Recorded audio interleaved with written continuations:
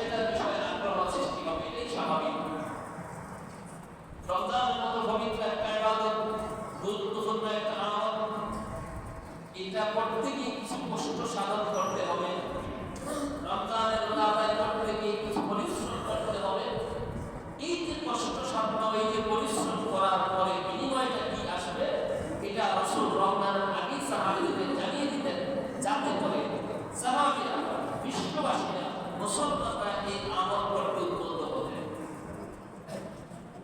রাসূলুল্লাহ সাল্লাল্লাহু আলাইহি সাল্লামের শ্রেষ্ঠ সাহাবী হযরত সালমান ফারসি রাদিয়াল্লাহু তাআলা বলেন, শাবান মাসের শেষ দিন, একদিন শাবান মাসের, এক বছরের শাবান মাসের শেষ দিনে রাসূল আমাদের সামনে ভাষণ দিলেন, ইয়া আইয়ুহান নাস قد أظلكم شهر عظيم شهر مبارك شهر فيه ليلة خير من ألف شهر। রাসূল বললেন, হে মানব সম্প্রদায়, শুনো, তোমাদের উপরে এক মহান মাস, এক কল্যাণময় এবং বরকতময় মাস, এবং এমন একটা মাস, এই মাসের একটা রাত্র হাজার মাসের চাইতেও আল্লাহর কাছে অনেক বেশি দামি। এমন একটা মাস রমজানুল মুবারক তোমাদের কাছে উপস্থিত হয়েছে।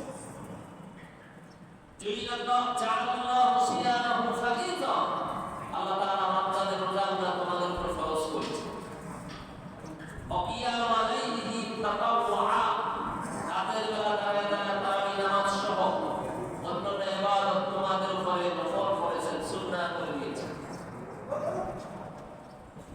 আল্লাহ রাসূল বলেছেন, শুনো, মান তাকাররাবা ফীহি বিকাসরাতিন মিনাল খাইর কানা কামান আদা ফরিদাতান ফীমা সাওয়া ওয়া মান আদা ফরিদাতান ফীহি কানা কামান আদা 70 ফরিদাতান ফীমা সাওয়া।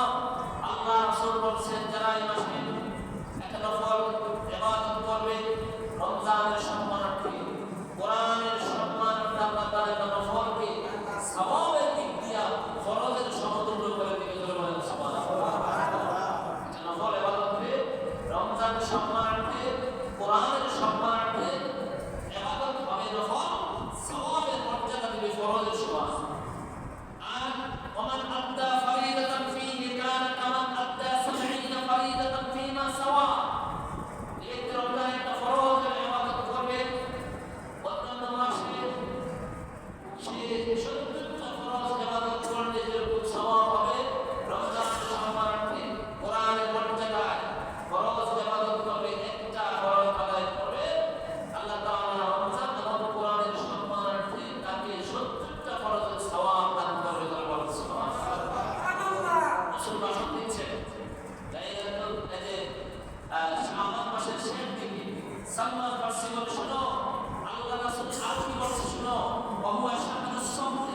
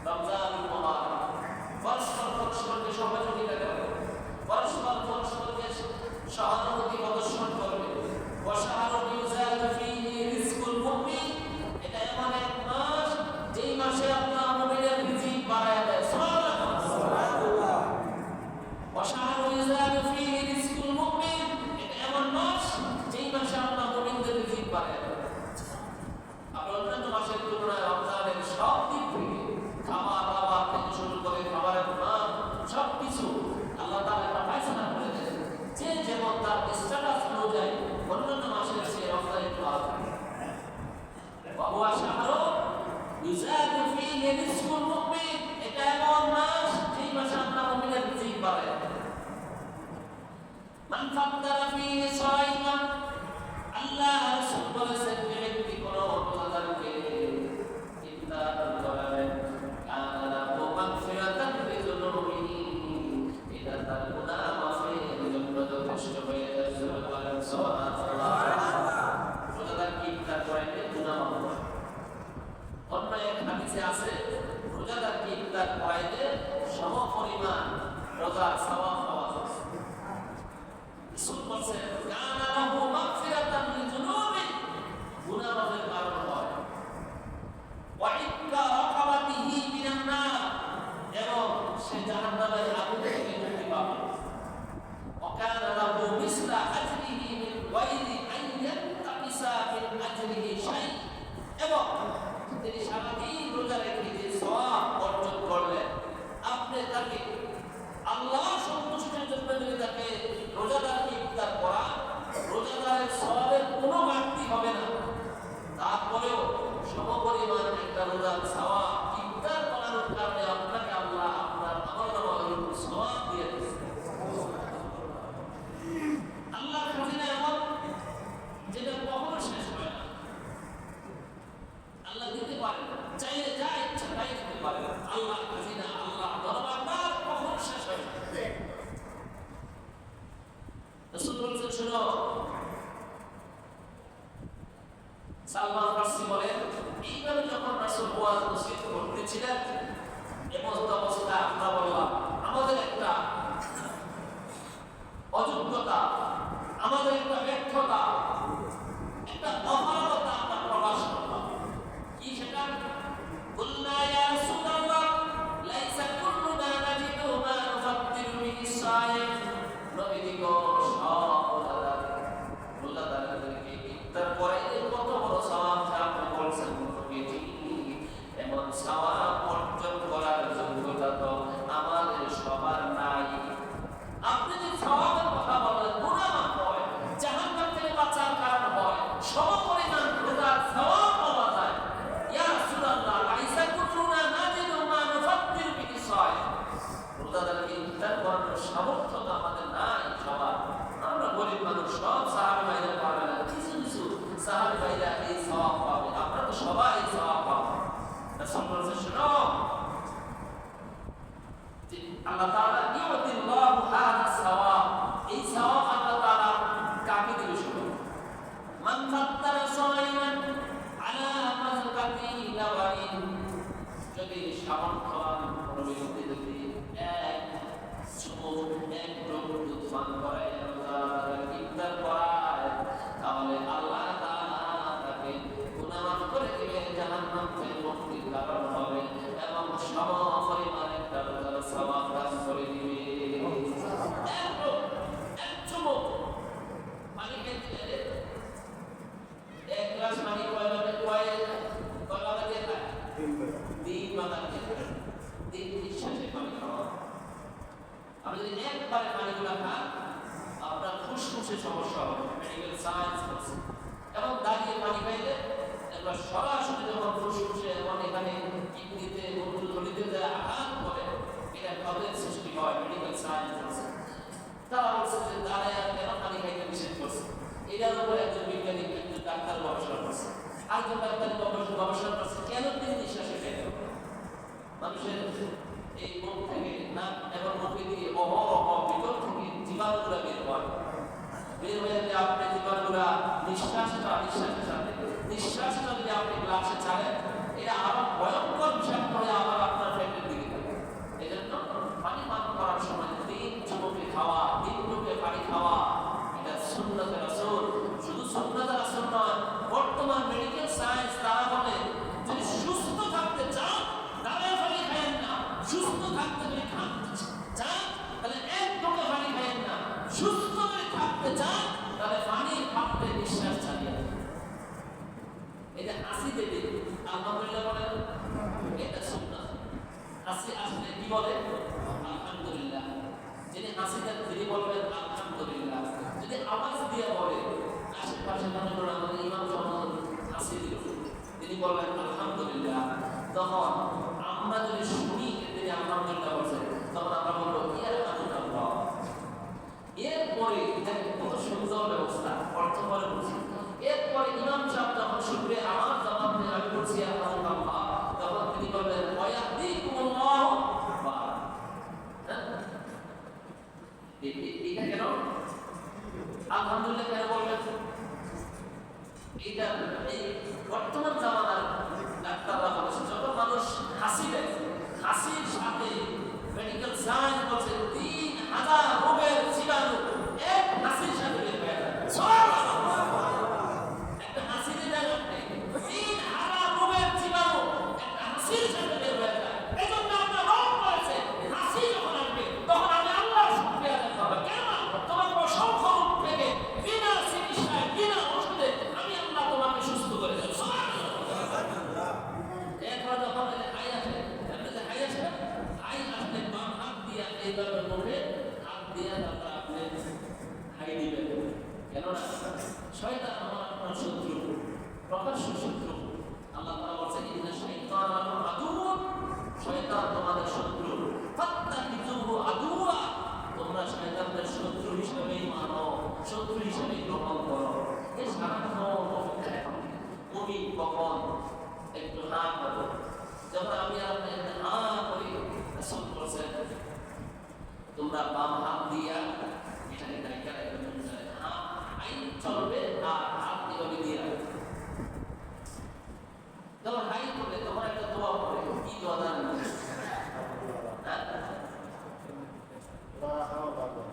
এই যে হাইয়া দোয়া আছে না? কি বলনা জানেন? কি দোয়াটা জানেন? কেন এই যে আপনি প্রথমত ডাকবেন কেন? রাসূলুল্লাহ সাল্লাল্লাহু আলাইহি ওয়াসাল্লাম আমি আপনার হাই দেব হ্যাঁ করি, শয়তান তখন মানুষের জবান দিয়া মুখ দিয়া ভিতরে প্রবেশ করে। এই জন্য বলছে তার করতে দিও না ভিতরে, দুইটা গেলেই শাসনটা বের হবে। এগুলো হচ্ছে আল্লাহ তাআলা রহমতের নিয়ামত। তো একটু দুধ দিয়া যদি তুমি ইফতার করা তোমার গুনাহ মাফ হবে, জাহান্নাম থেকে বাঁচবা, আল্লাহ সারাদিন রোজা রাখলে যে সওয়াব হবে সমপরিমাণ সওয়াব হবে।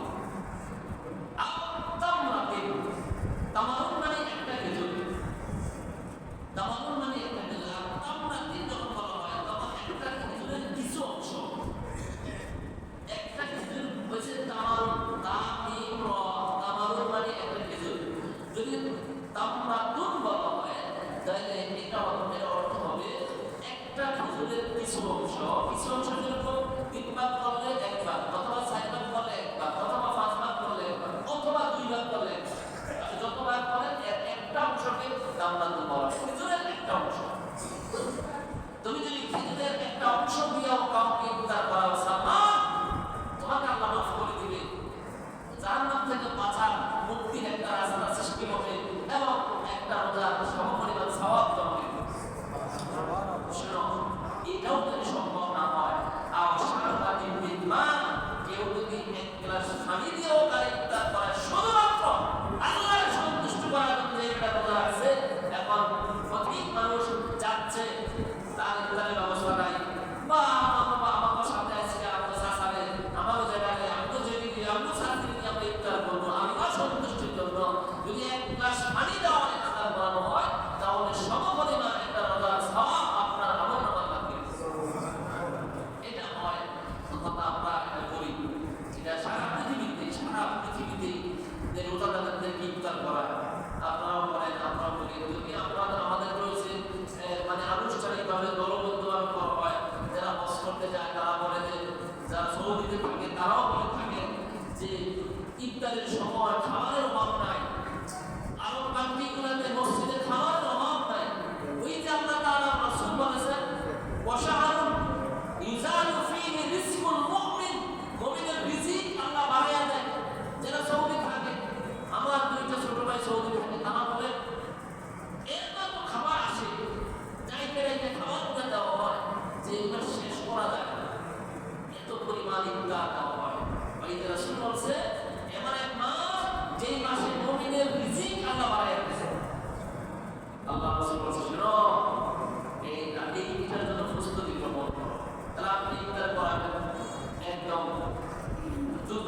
ইফতার করতে পারেন, খেজুর দিয়ে পড়াইতে পারেন, তৌফিক অনুযায়ী পানি দিয়ে ইফতার করান, সওয়াব আল্লাহ তাআলা আপনাকে দিবেন। এখন আপনার পানি তো দেখে নিবে না, আপনি গরিব মানুষ, আপনার পানি খাইবে না কেউ, তাই না? পানি আগে দিলেন, আপনি তো গরিব মানুষ, কোনো দূর এর কাছে পানি ইফতার করবো না। যদি কখন সুযোগ পান করে রোজাদারদেরকে পানি আগে দিল, আপনি তার ইফতারে সহযোগিতা করলেন, আল্লাহ তাআলা সওয়াব দিবেন কি দিবেন? অবশ্যই দিবেন। আল্লাহ তাআলা বখিল নয়, আল্লাহ তাআলা সহিহ। আল্লাহ তাআলা শুধু দিতে বলে, আমরা দিতে পারি না। এজন্য একটা হাদিস ছোটকালে বলেন, মান লাম ইয়াসআলিল্লাহ ইয়াকতাব আলাইহি, যে ব্যক্তি আল্লাহর কাছে চান না, দোয়া করেন না, আল্লাহ তার মধ্যে রাখবে আছে। কিন্তু সে আমাদের চায় না, আমি তো দেওয়ার জন্য প্রস্তুত। আমরা বেশি বেশি দোয়া করব, দোয়া করলে আল্লাহ ঘরে দিয়ে দেবে। দোয়া করলে মাধ্যম হইয়া আপনার কোন হিতাকাঙ্ক্ষীর মাধ্যমে রিজিক আসবে, আপনার কোন দায়িত্বশীলের মাধ্যমে রিজিক আসবে, কোন আত্মীয়ের মাধ্যমে রিজিক আসবে, অথবা আপনার বোনাস বাড়বে, অথবা আপনার চাকরির বেতন বাড়বে। এইভাবে বেশি বেশি দোয়াতে থাকবে, অথবা আপনার হাদিয়া আসবে। এজন্য মান লাম ইয়াসআলিল্লাহ ইয়াকতাব আলাইহি, যে ব্যক্তি কোন আল্লাহর কাছে যারা সাহায্য চায় না, দোয়া করেন, আল্লাহ তাদের মধ্যে রাখবে। সর্বশেষ কথা হচ্ছে, আল্লাহ তাআলা বলেন, ওমান আশবাহা সাইমান, একদম রোজাদারকে কেউ যদি একদম তৃপ্তি সহকারে খাবার সাকাল্লাহু মিন হাউজিহি শারবাতান, আল্লাহ তাআলা কিয়ামতের ময়দানে আমার হাউজে কাউসার থেকে পানি পান লা ইয়াসমাউ হাত্তা ইয়াদখুলাল জান্নাহ, জান্নাতে প্রবেশের আগ পর্যন্ত এই লোক আর তৃষ্ণার্ত হবে না, পানির পিপাসায় ভুগবে না। বলে সুবহানাল্লাহ। ওয়া শাহরুন আউয়ালুহু রাহমাতুন ওয়া আওসাতুহু মাগফিরাতুন ওয়া আখিরুহু ইদুম মিনান নার। আল্লাহ রাসূল বলেছেন, এই যে রমজান মাসটা রহমত, রমজান মাসটা মাগফিরাত, আর জাহান্নাম থেকে ক্ষমার মাস হয়েছে রমজান মাস। তোমরা বেশি বেশি করে আল্লাহর কাছে ক্ষমা চাও, আল্লাহর কাছে রহমত কামনা করো, জাহান্নাম থেকে বাঁচার জন্য আল্লাহর কাছে দোয়া করো। সুবহানাল্লাহ। আল্লাহ তাআলা রমজানের পবিত্রতা রক্ষা করে শুরুর দিন থেকে শেষ দিন পর্যন্ত আমাদেরকে ইবাদতের জন্য কবুল করুন। আমিন।